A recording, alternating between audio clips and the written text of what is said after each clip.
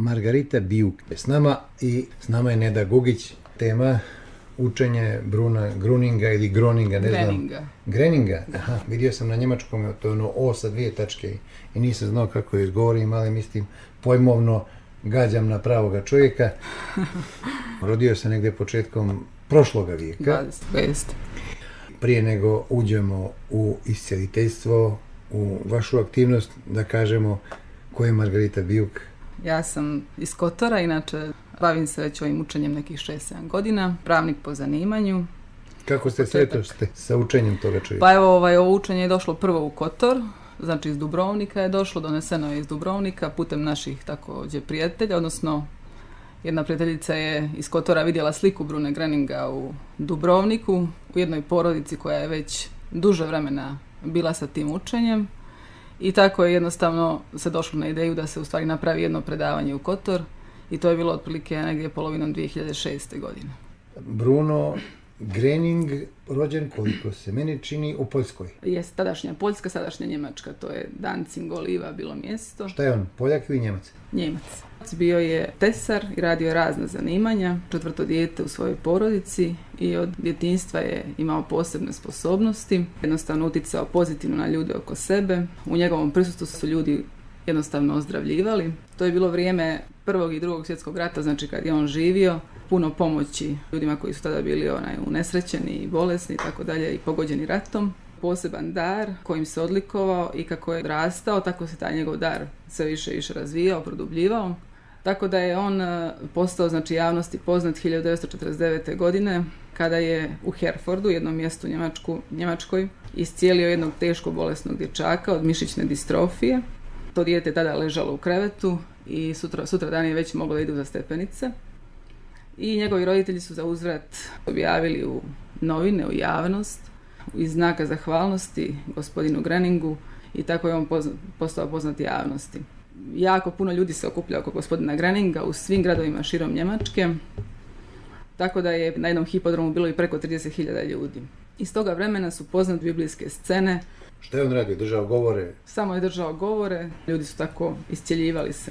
On je govorio samo tada o dobrim, lijepim stvarima, razmišljati pozitivno, vjerovati u dobro, misliti dobro, govoriti dobro. U tom njegovom prisustvu ljudi su se iscjeljivali. Nije vršio nikakve opite, nikakve tretmane ljudi u smislu liječenja. Biblijske scene gdje su ljudi jednostavno gluhi su čuli, oni koji su bili u invalidskim kolicima, oni su jednostavno ustajali, slijepi su gledali i tako dalje. Zvanična država i društvo nije dozvoljavalo njegovo djelovanje, zato su zabranjivani njegov rad. Dešavali su se razni sudski procesi gdje on više nije mogao da dejstvuje, da radi uopšte, tako da su se počeli okupljati po raznim manjim mjestima gdje je on također mogao da dolazi i samim tim tu su okupljale manje grupe ljudi. On je umro 1959. godine, međutim ta energija koju je on posjedovao pokazalo se da je ona jednostavno ostala da postoji poslije njegove smrti. I 1979. godine su se počele osnivati razne udruženja širom svijeta, zajednice kruga prijatelja Brune Greninga koje postoji danas u svijetu u preko 70 zemalja širom svijeta, tako da ima isto tako preko 3000 članova. Ovdje se radi o jednoj energiji koja se u stvari može prenositi i koja se može dobiti. Želim reći da je gospodin Grening posjedovao neobičnu posebnu energiju, a također je poslije njegove smrti ostalo i to učenje o načinu kako primiti tu božansku snagu, to jest tu energiju, kako primiti u svoj život. To je energija koja postoji svugdje oko nas, koja također postoji u drugim kulturama, kod drugih naroda, to je jedna te ista energija. Ona se zove ili vis vitalis, prana, ki, chi i tako dalje, međutim kod gospodina Greninga, pošto je on bio Njemac, ona se zove božanska snaga ili Heilstrom. Bio je religiozan čovjek. Kako je osjetio da postoji ta energija, da je on medijator? Govorimo o počecima. Naravno. Kada su ljudi bili iscijeljeni, znači on je govorio ne iscijeljujem ja, već iscijeljuje Bog. I za ono što ja radim nemojte zahvaljivati meni već Bogu. To su neke ključne riječi koje su karakteristične za ovo djelo. On je govorio da je on transformator Božje snage, božanske snage. Evo kada vidite sliku, gospodina Greninga, postoji na njegovom vratu jedno zadebljanje, izgleda kao da je štitna žlijezda. Međutim, on je govorio znači da je to organ preko koga je on primao tu ogromnu energiju iz svemira, akumulisao je i dalje je širio, odnosno davao ljudima, naravno, onim ljudima koji su naravno to željeli i koji su zaista u to vjerovali. Postoje brojni primjeri ljudi koje on izliječio i tako? Da, tako. Jako puno ljudi, znači ova sva iscijeljenja koja se događaju u krugu prijatelja Brune Greninga, one su medicinski dokaziva. Od 1979. godine postoji jedna medicinska stručna grupa koja se bavi analizom tih izvještaja na osnovu nalaza osobe koja je imala znači ta opterećenja u vrijeme kada je bila opterećena i poslije iscijeljenja. Ti nalazi se međusobno naravno upoređuju. Postoji i iskaz te osobe koja je iscijeljena. Sva znači iscijeljenja su dokumentovana, zapisana su i on je govorio da jednostavno zdravlje se ne može kupiti i samim tim nije tražio nikakvu naknadu za ljude koji su dobili iscijeljenje. Molio je znači ljude, molio je prijatelje kojima je pomogao i molio je da zapisuju te izvještaje. Dan danas, da kažem, to se isto radi kao i nekada. Postoje izvještaji koji su zapisani i svaki izvještaj, svako iscijeljenje koje neko dobije na neki način nastoji da ga zapiše. To je, da kažem, neka molba Brune Greninga. Kada je on šetao po svijetu i držao te govore, neko će reći seanse, od čega je živio? On je jednostavno živio od tog zanimanja koje je radio. Radio je razne zanimanja tokom svoga života, znači taj jedan tesarski zanat je završio.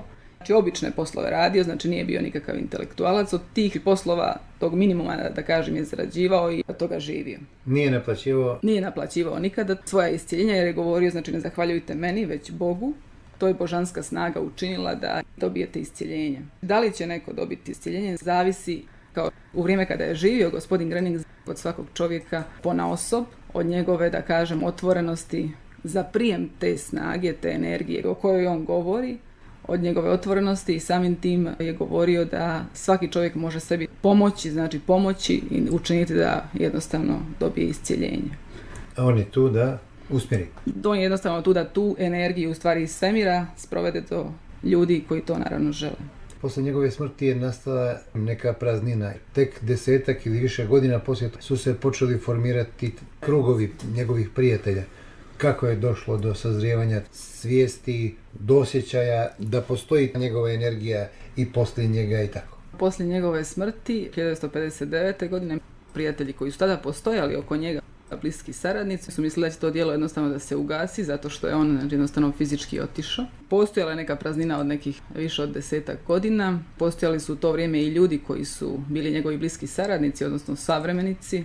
Između ostalih je bila tu jedna gospođa Greta Häusler koja je slijedila njegovo učenje i ona je jednostavno shvatila da djelo treba da se nastavi zbog toga što su se i nakon njegove smrti po ovom učenju događala iscijeljenja, pomoći i sve ostale promjene koje može doživjeti jedno ljudsko biće. Kako su se događali iscijeljenja? Događala su iscijeljenja zato što su ljudi koji su bili upoznati sa ovim učenjem primjenjivali njegovo učenje u svome životu i tako su tu njegovu snagu, tu energiju dobijali iako je on jednostavno fizički otišao. Gospođa Greta Häusler, onda kada se susrela prvi put sa gospodinom Greningom, ona je imala 3 svoje bolesti neizlječive i u tom kontaktu sa njim ona je te svoje bolesti izgubila, više ih nije bilo. Tako da je jednostavno ona shvatila da je zaista ovo učenje istinito i da ono samim tim je jako i snažno i da samim tim ljudi mogu to primijeniti u svome životu. I 1979. godine ona je odlučila da nastavi ovo učenje tako što će se poznavaoci ovog znanja udruživati u manje ili veće grupacije u raznim mjestima, raznim gradovima. Od 1979. tako se formiraju zajednice širom Njemačke, pa kasnije Švajcarske, Austrije i tako dalje. Onda znači idu na druge zemlje širom svijeta i tako je jednostavno to, da kažem, došlo znači prvo u Hrvatsku, pa onda znači u Crnu Goru. Ovo učenje ima tendenciju da se širi, zato što se ta dobra snaga, kako se ovdje kaže, ona se prenosi i samim tim ako smo mi nekada doživjeli pomoć neku ili iscijeljenje, odnosno mi koji znamo to znanje i to učenje, željeli smo da i naši prijatelji, naši bližnji, oni koji imaju zdravstveno opterećenje ili nešto drugo, željeli smo da im pomognemo. I tako se to učenje širilo i onda je došlo 2006. godine, evo da kažem da pričamo ovdje kod nas u državi, u našoj državi, došlo je 2006. godine prvo u Kotor, tako što je jedna gospođa iz Kotora vidjela sliku Brune Greninga u Dubrovniku i zainteresovala se ko je taj čovjek, zašto je njegova slika tu. I tako je došlo do jednog dogovora da se napravi jedno predavanje u Kotoru i ono je bilo polovinom 2006. godine. Tu je bilo nekih 15-ak ljudi i odmah poslije toga je nastala jedna, da kažem, manja grupacija, jedna manja zajednica. Postojala jedno 3 godine i kako su dolazili novi ljudi, ona se proširila tako da sada postoje 2 zajednice, a već od 2010. godine postoji zajednica u Herceg Novom, u Podgorici, i postoji od maja mjeseca 2013. godine postoji zajednica na Cetinju. To su već 4. 4 zajednice. A Ulcinj? Ulcinj trenutno je u mirovanju, ta zajednica, pošto nema niko ko tamo može da vodi to. A postoji tendencija? Postoji, kako da ne. Ima li ih u Srbiji? Da, kako da ne. Bosni? Kako da ne, imamo ih u Sloveniji, u Bosni i Hercegovini, u Hrvatskoj jako puno zajednica, u Splitu najviše, u Zagrebu isto tako, u Dubrovniku, u Rijeci, u Makedoniji sada, da oko 20 zajednica postoji u Makedoniji, tu u okolnim zemljama, Bugarskoj, Rumuniji, Albaniji, da, od skoro u svakoj, ovoj evropskoj državi, odnosno i ovdje kod nas na Balkanu. Sa nama je Margarita Bijuk. Nismo rekli da li vođa kruga prijatelja Brune Greninga u Crnoj Gori. Pa ima nas više po raznim gradovima. Evo ja u Kotoru vodim jednu zajednicu trenutno i samim tim taj jedan uski krug koji sastoji se od više zajednica. To je moj zadatak i evo vodim zajednicu na Cetinju također. Možemo i da popričamo o ustrojstvu. Mogu ja, evo sad ako mi se, što se kaže, čefne, da otvorim krug prijatelja, dobiti neku dozvolu od nekoga, moram biti upućen. Evo vi ako ste zainteresovani, konkretno i bilo ko drugi naravno, da sazna nešto više o ovom učenju, onda prvo kontaktira sa voditeljem te zajednice u tom gradu i tako dolazi na jedno uvodno predavanje. Ovdje je potrebno uputiti nove ljude, nešto više da saznaju o životu i djelu Brune Greninga i samim tim o tom njegovom učenju. Novo lice dolazi u krug prijatelja tako na jedno uvodno predavanje, odlučuje da li će doći ponovo, na osnovu neke svoje slobodne volje, sve je na bazi slobodne volje, može slobodno doći, može i otići. Ovdje se ne radi o nikakvom članstvu, tu ne postoji nikakvo članstvo, nego samim tim slobodna volja. Ko dođe jednostavno vidi da li mu to tu odgovara, da li može da se nađe u priči o toj energiji o kojoj se ovdje radi, da li je dobio neki osjećaj, da li je tu snagu i energiju osjetio kada je došao, da li zaista vjeruje u to, da li je to za njega i tako na osnovu, da kažem, svih tih nekih stvari sam čovjek procjenjuje da li će tu da ostane. I kada dođe na to jedno uvodno predavanje, tu nije kraj sve priče, tad nije saznao sve, nego se jednostavno ti susreti nastavljaju stalno u jednom gradu. U Podgorici postoji zajednice već 3 godine, u Kotoru već 6 godina. Okupljaju se, odnosno prijatelji koji tu dolaze svake 3 sedmice, svakih 21 dan na taj sat zajednice. Zašto svaki 21 dan? Evo, možemo malo kasnije, a možemo i sada to upravo sad reći. Dobro. Evo, svakih 21 dan, po ovom učenju Brune Greninga, on je govorio da je čovjek kao jedna baterija koja se svojom upotrebom troši. Kao što bateriju treba priključiti na struju, tako isto čovjeku je potrebna ta snaga, ta duhovna snaga, osim hrane koju uzima, kojom hrani svoje fizičko tijelo. On je smatrao da su te 3 sedmice optimalno vrijeme kada u stvari da dopuni svoje baterije. Vi držite predavanja, tako da kažemo, u Kotoru i na Cetinju. Cetinju, da, i Herceg Novom i Podgorici i tako dalje. Mora li to biti istoga dana? Ne mora. Onda kada je zajednica formirana, od toga dana se računaju, 3 sedmice se od tada računaju. Uh-huh. Evo, zajednica Cetinju, najsvježija zajednica, je formirana 11. maja 2013. godine i prvi taj sastanak, grupe ljudi koja je zainteresovana za dalje susrete je bio 1. jun 2013. Nakon 21 dan. Jesu li redovni ljudi? I tako dalje. Ljudi su onako jednostavno po slobodnoj volji. Nekad dolaze u zavisnosti od situacija, od posebnih zajednica, od gradova. Evo sad konkretno, Bilo je nekih 5 prijatelja na posljednjoj zajednici u Cetinje. Neko nekad dođe, neko ne dođe, dok u ovim drugim zajednicama koje su već duže vremena okupljaju se otprilike znači ljudi isti i samim tim dolaze tako isto novi ljudi. Kako se širilo? Da li ste vi ponudili nekoga na Cetinju ili se javila neka grupa ljudi, saznala za vas pa pozvala dođite da držite predavanje? Aha. Svaka priča za svaki grad je drugačija. Evo konkretno za Cetinje. Zajednica je nastala 11. maja 2013. godine, a prethodno, znači nekih godinu i više dana, postoje ljudi koji su uvedeni u ovo učenje prije nastanka zajednice. Potrebno je nekih 10 ljudi da bi jedna zajednica nastala. Tada nije postojalo 10 ljudi, ali postojali su ljudi koji su, da kažem, nas kontaktirali telefonom i bili su zainteresovani jer su, naravno, na ovim portalima na internetu pronašli o Bruni Greningu i željeli su da se sa tim upoznaju. Tako evo isto ta jedna naša prijateljica prva koja je za to saznala. Ja sam kod nje lično išla kući da joj prenesem to učenje. Tako je ona u krugu prijatelja godinu dana prije nastanka zajednice. Njeni prijatelji, njeni ukućani također su željeli da se upoznaju sa tim. Tako da je prije nastanka zajednice na Cetinju bilo 4 ljudi već nekih godinu dana koji su prihvatili to znanje i uvedeni su u to učenje. Jeste li vi morali nekoga da pitate, da li imate nekog nadređenog, da li da odete na Cetinje i napravite sastanak? Pa da, funkcionišemo, naravno, tako dogovaramo se. Sve znači funkcioniše na bazi jednog dogovora. Evo ja konkretno vodim ovaj uski krug za Primorje. Obuhvata 4 zajednice. Sve ono što je potrebno za taj uski krug, za kompletnu znači organizaciju, prijatelje koji obavljaju neke zadatke u tom krugu, eto ja sad da kažem na neki način brinem za sve to. To je otprilike jedan dio te hijerarhije koji sam objasnila. Tako funkcioniše u suštini sve.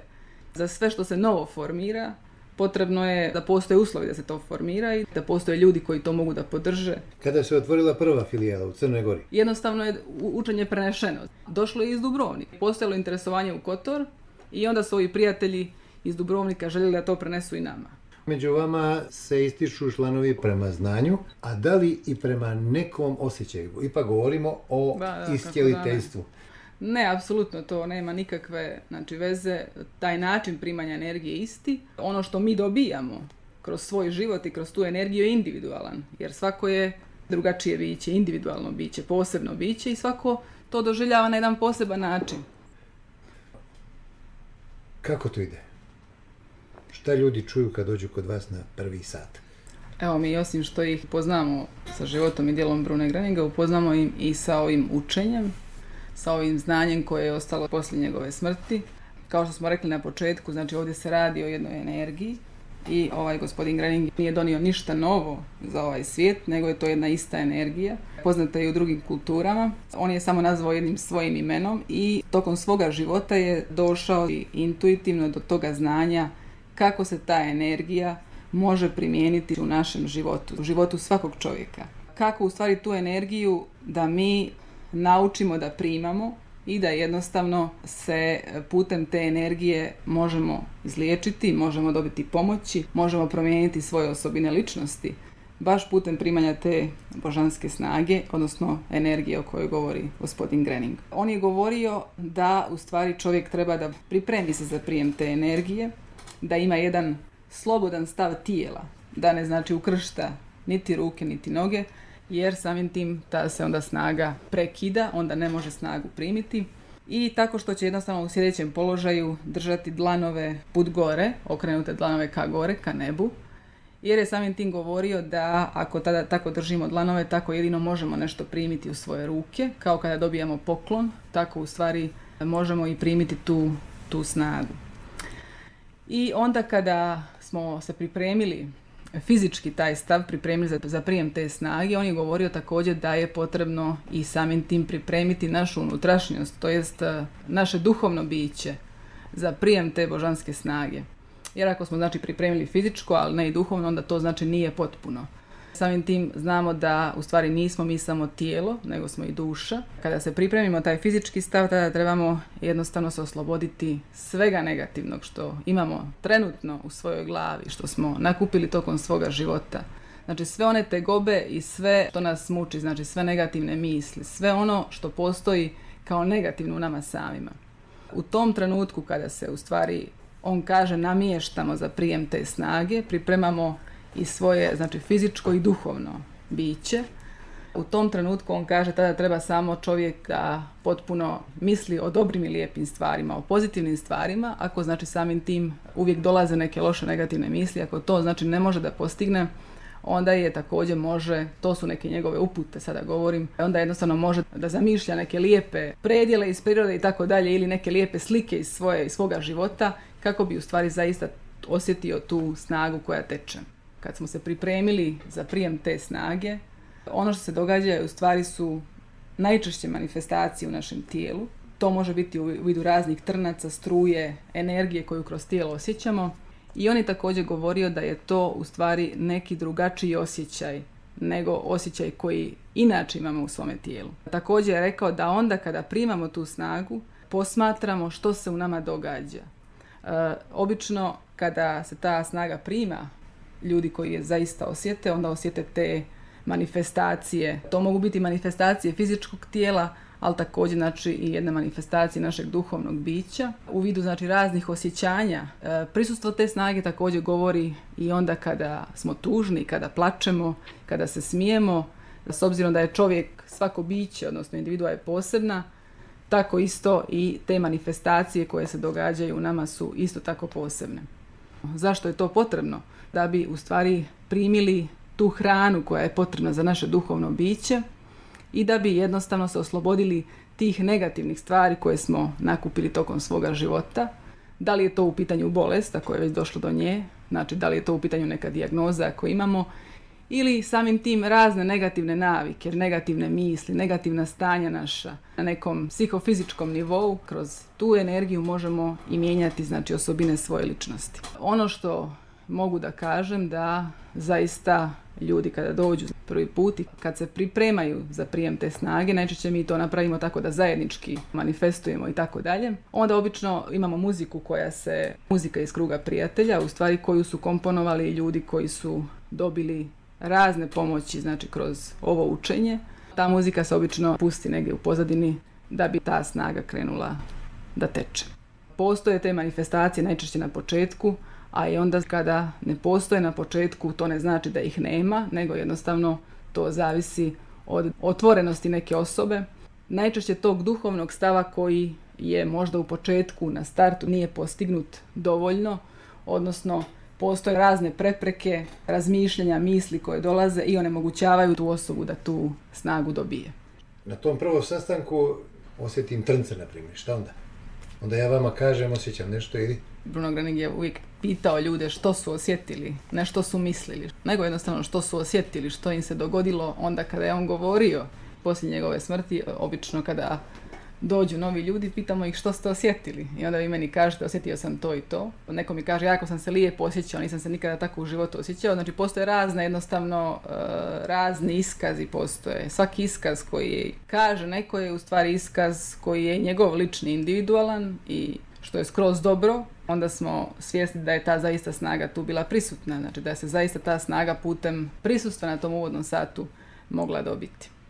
Što se dalje događa onda zašto mi primamo tu snagu, što se događa dalje sa nama samima, zašto tu snagu primamo i zašto je Bruno Gröning govorio da svakog dana primamo tu snagu 2 puta dnevno najmanje, ujutro i uveče.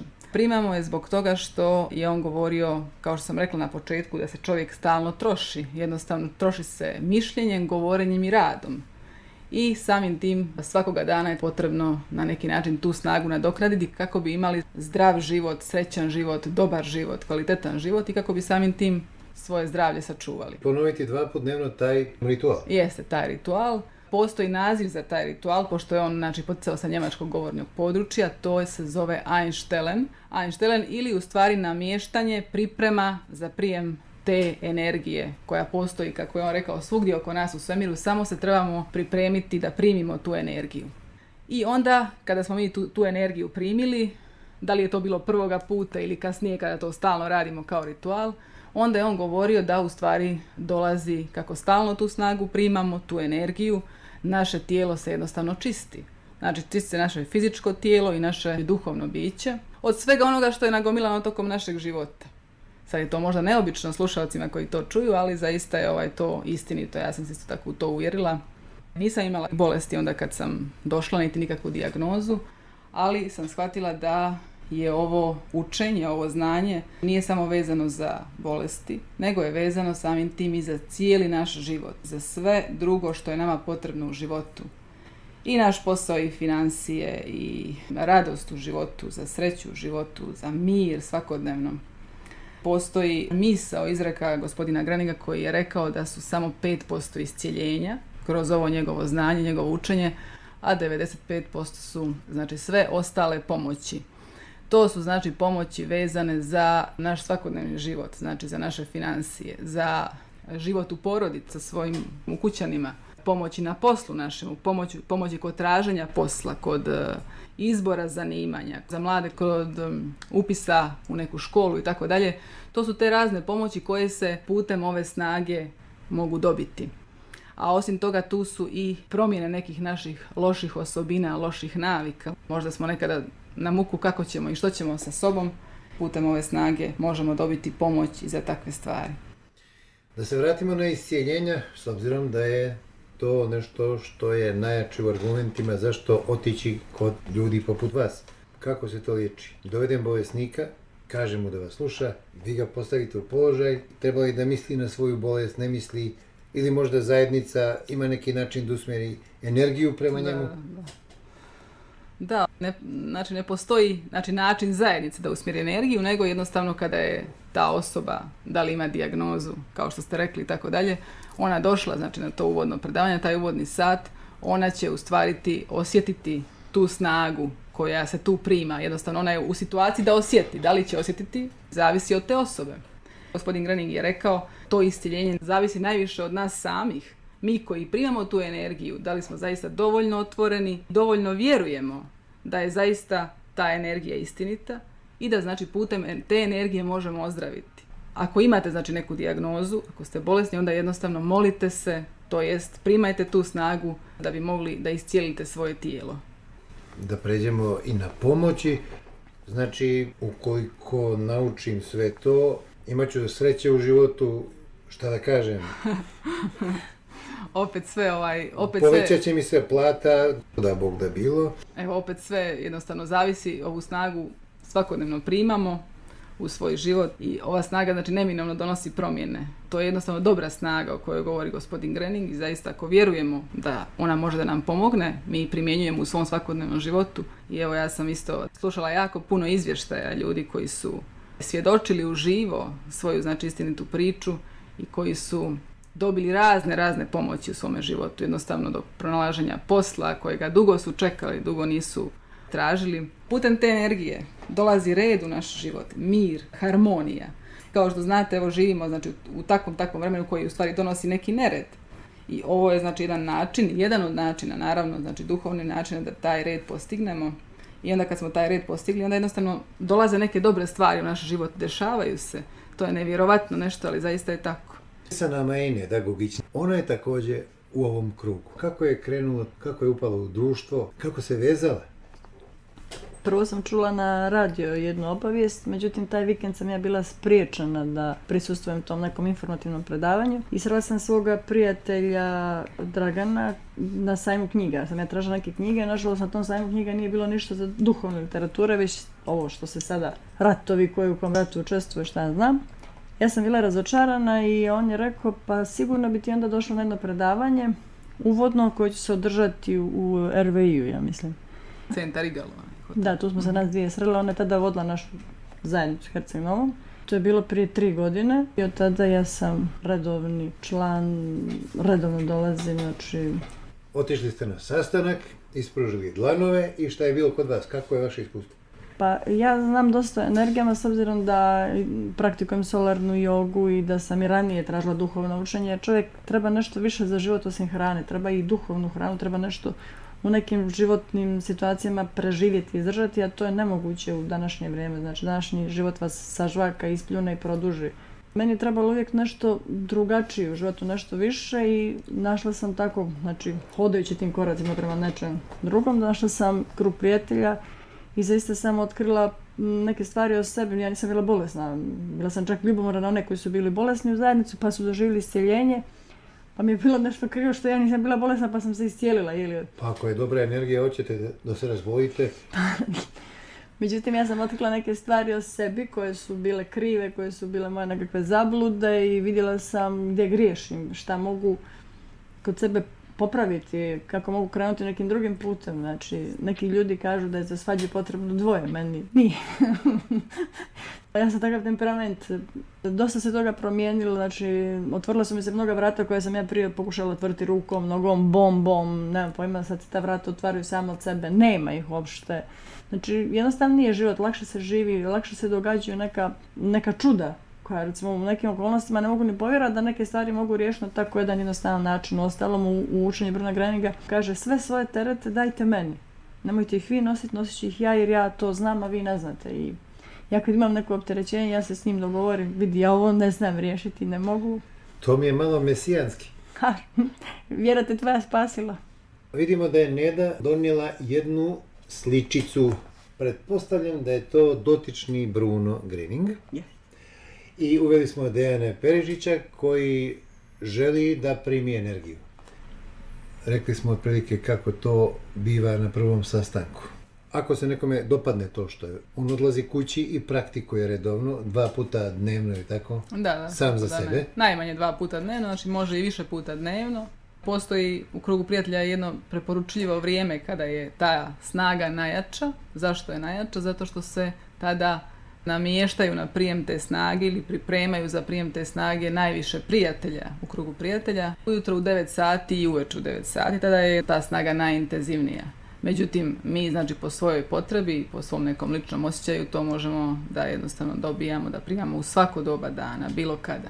Kada se sastanete poslije 21 dana, šta rade iskusni članovi? Skupimo se svi koji dolazimo tu, koji želimo biti na tom sastanku.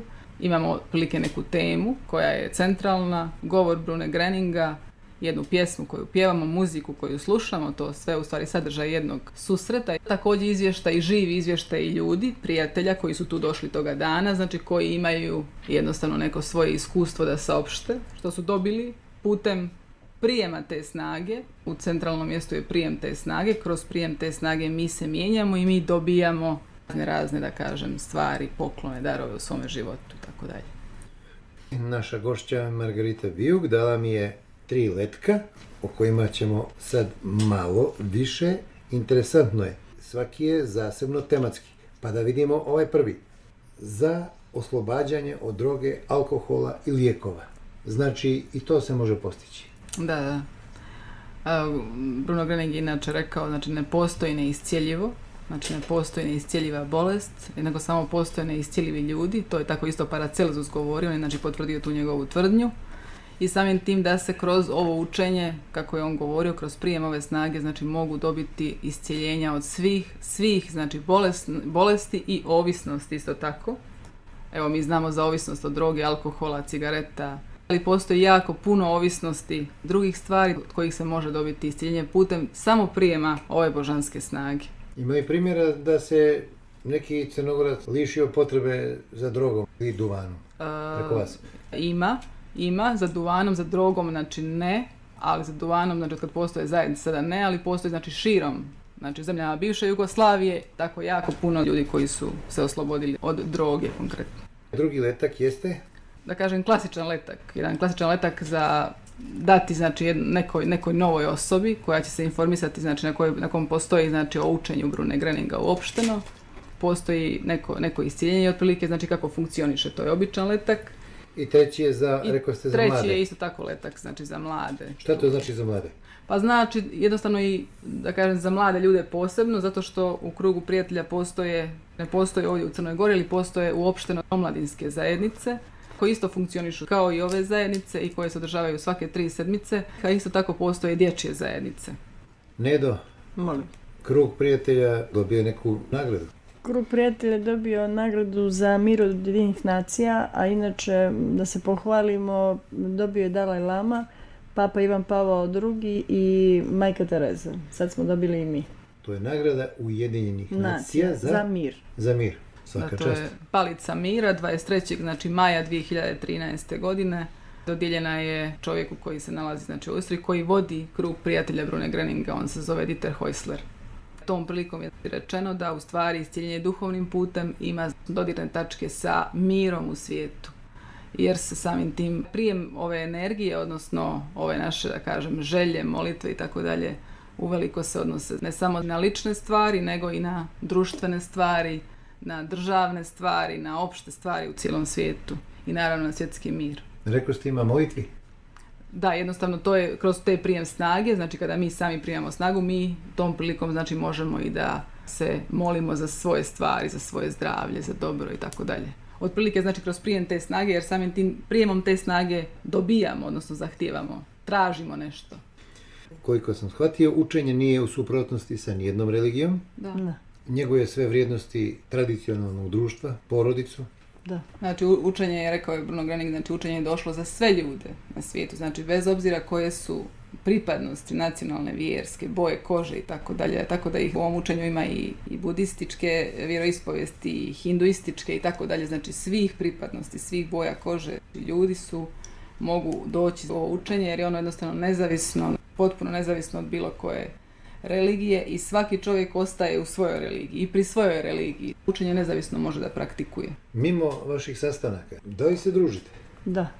Evo upravo je sad jedna grupa otišla na planinarenje u Srbiju.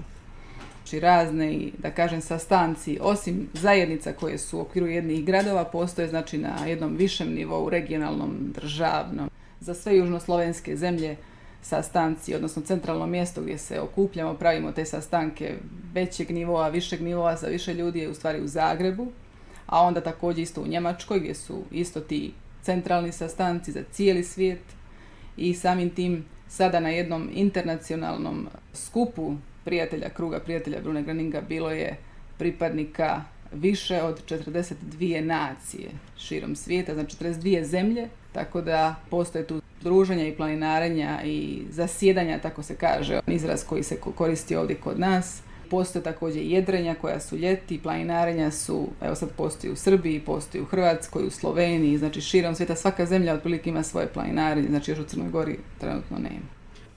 Da li postoje profesionalci među vama i da li se od članova očekuje da nešto novčano ili nekako drugačije pomažu?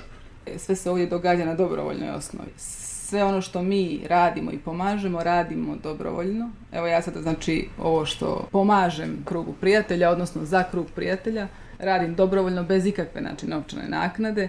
I isto tako sve ono što se finansira u krugu prijatelja je u stvari na bazi dobrovoljnog priloga, znači onako koliko mi smatramo da trebamo da bi se jednostavno isfinansirao ovaj materijal koji se štampa, CD-i koji se slušaju. Svako svoje te aktivnosti sam finansira, jer jednostavno jedna želja, jedna karakteristika da ono što se dobije zaista u svom životu, onda čovjek osjeća prema takvim stvarima zahvalnost zaista što je dobio. Ako je dobio svoje izgubljeno zdravlje, osjeća se zahvalnim zato što je to dobio. Tako da evo ja isto, znači konkretno vodim ovu zajednicu, znači u Kotoru i idem na sastanke svakih 21 dan, znači ne dobijam ništa za to. Upravo zbog toga što smatram da je u stvari dragocjeno i važno primiti tu energiju u svoj život i proslijediti je drugim ljudima, raditi neke dobre stvari za sebe, raditi neke dobre stvari za druge ljude. Jer samim tim nije samo dobro meni, nego je dobro i drugom čovjeku. Poruka je svega toga da zaista ne težimo tome da budemo samo mi srećni na ovom svijetu, ovom životu, nego da može biti srećan svaki drugi čovjek. To je zaista neka želja srca. Pikanterije. Ima li poznatih ljudi u krugu? Poznatih ljudi u krugu. Političara, umjetnika? Postoje ljudi koji su, da kažem, poznati u okviru određenih lokalnih sredina, gradova i tako dalje, koji se bavi nekim ozbiljnim poslovima, postoje. Ali mi smo na sadu zajednice svi isti. Tu nema razlike. Bez obzira znači ko je, što je i tako dalje, znači uglavnom on je, ako je došao, na neki način upoznaje se sa ovim znanjem i naravno prema svom opštem osjećaju da li želi to da praktikuje u svome životu ili ne želi, to je stvar jednostavno slobodne volje. Tu dragocjenu snagu primljenu koju dobijamo na satu zajednice, eto osjećamo i zbog tog materijala koji dobijamo 4 puta godišnje, da jednostavno damo neki dobrovoljni prilog za sve to. Hvala što ste došli. Ja zaista vjerujem da će ova tema, nešto novo možda za sve, ili za većinu, da kažem, biti dobra. Jer evo, želim reći da je gospodin Grening govorio, znači baš za te ljude koji prvi put saznaju za ovo učenje, za ovo znanje, ne morate vjerovati u ovo što ja govorim, u ovoj snazi koju pričam, koju prenosim i tako dalje, ali ste dužni da se uvjerite. Ako znači ne vjerujemo, onda jednostavno dođimo na jedan sastanak ili uvodni sat predavanja, znači to je nešto što je neobavezno i uvjerimo se da li je to zaista istinito. I evo, ja također se zahvaljujem svim slušalcima koji su ovo slušali. Dragi naši Margarita Bijuk i Neda Gugić, pa što ne bi se čuli možda i za godinu dana, da mi se pohvalite kako napredujete i da smo vam možda mi pomogli. Da, naravno, kako da ne. Zahvaljujem se na pozivu. Naravno ću se uvijek javiti kad god to bude potrebno.